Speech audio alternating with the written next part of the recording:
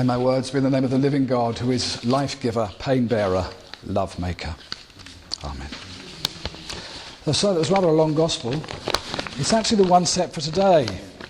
And if I was looking for a text to follow the theme of fairness and justice that you're following during Lent, we couldn't have chosen a better one. Because in the story, Jesus addresses three injustices which were endemic in his culture and in his society. He firstly addresses gender. He engages as an equal with this woman at the well. And we read later on in the story that his disciples are surprised that he was even talking to a woman. Because in his traditionally gendered society, a man and a woman talking alone, unless they were related or married, was taboo. Secondly, he addresses race in his encounter with this woman who was a Samaritan. Samaritans were hated by Jews because of their history of racial mixture and religious syncretism, their pick and mix approach to other faiths. So in Jewish terms, Samaritans were not pure. They were not the chosen ones. On the contrary, they were rejected ones. Rejected by the dominant religion that was Jesus' religion, and which labelled them as not worthy, thus excluding them from the possibility of salvation, excluding them from God's offer of freedom. And thirdly, he addresses unjust structures. The woman, it is said, had had 5 husbands, is not actually married to the 5th one. And most likely she was, like Tamar in the book of Genesis, she was trapped in a Levite marriage, when a widow is obliged to marry her deceased husband's brother, and then the next one if he dies, and so on.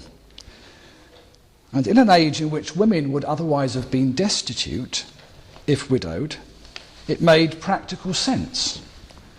But in terms of choice and freedom for someone, it makes no sense at all. It's actually very confining.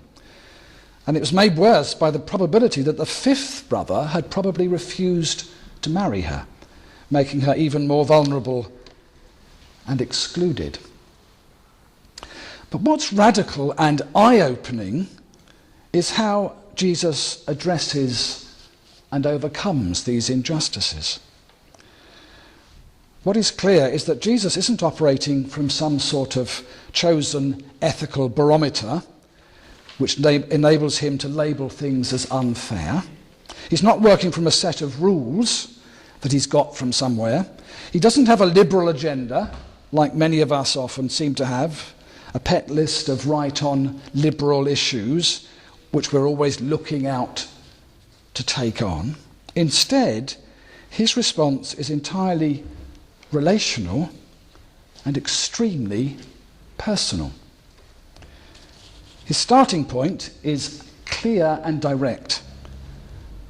I need a drink. I need a drink. He's been travelling a long time. It says he was very tired. It was the middle of the day, hottest part of the day. And those of us in temperate Britain can only imagine what sort of thirst he had. I need a drink.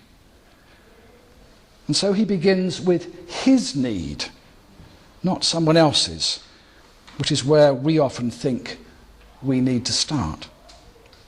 And what this means is that, and is clear in Jesus' approach, is that the Samaritan woman, from the beginning, has some power in the situation. She has a bucket. She has a bucket to draw from the well, and Jesus, as a visitor to the area, has no bucket. And so she's immediately made a partner, an equal in the encounter. And everything that follows in the conversation flows from this sense of equality, which is established by Jesus' willingness to be vulnerable and his willingness to share some power. So by the end of this conversation between Jesus and this disempowered Samaritan woman, she is ready to go off and evangelize her whole village, which she does. She has become a disciple, a very effective and powerful disciple. She has the same status as the 12 men who are traditionally known as Jesus' disciples, and who in this story are quite unable to comprehend what is going on in the encounter of Jesus with someone who is outside their acceptability zone. Why are you speaking with her? They say. And what happens in the story is that the outsider, the rejected one, has become a complete insider. The woman, whose name we don't even know, has been completely rehabilitated through her engagement with Jesus, not just treated fairly, not attended to as one who is in need of help and support, one-way encounter, but she's integrated into the existing project as an equal, a powerful and effective equal. And so justice is complete.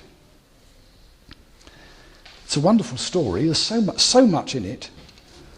But the heart of it is the vulnerable Christ, the one who needs a drink and asks for it. And what a paradox, isn't it? What a paradox. Here is the giver of living water, thirsty himself. What a paradox. A thirsty Messiah and a strong, resourceful woman each finds out that they need each other.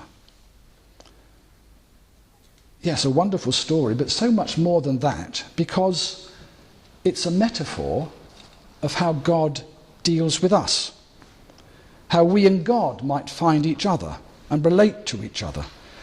A powerful picture of the God who is really with us, Emmanuel, intimately available to us and inviting us into a relationship of utter mutuality, two-way. So in terms of fairness and justice, I think this story sets a sort of Christian benchmark. And here's one example of how. I recently bought a CD by a modern composer called Thomas Addis. And the first piece on the CD is called a Sila. And asyla are places of safety. And the music explores the idea that we are all asylum seekers because we are all throughout our lives searching for safe places. It also suggests that asyla can be places of confinement as well, and that many of us, in places we thought were safe, find ourselves to be living in a madhouse, such as post-Brexit Britain. And of course, none of us are asylum seekers in anything approaching the situation of Margaret and Lydia.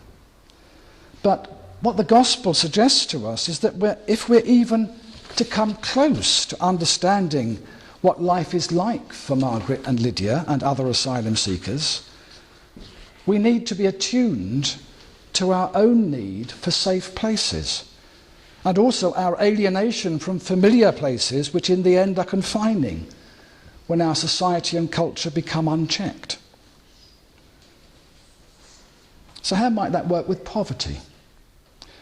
Maybe our starting point has to be the utter poverty that the mystics tell us we need to discover and recognize in ourselves if we are to find God. Our utter poverty. How might that work with international relations, perhaps Israel and Palestine? Maybe the only way of engaging with the issue, such a fraught and difficult issue, is by plumbing the depths of some of the irreconcilable conflicts which sometimes rage in here, and so on.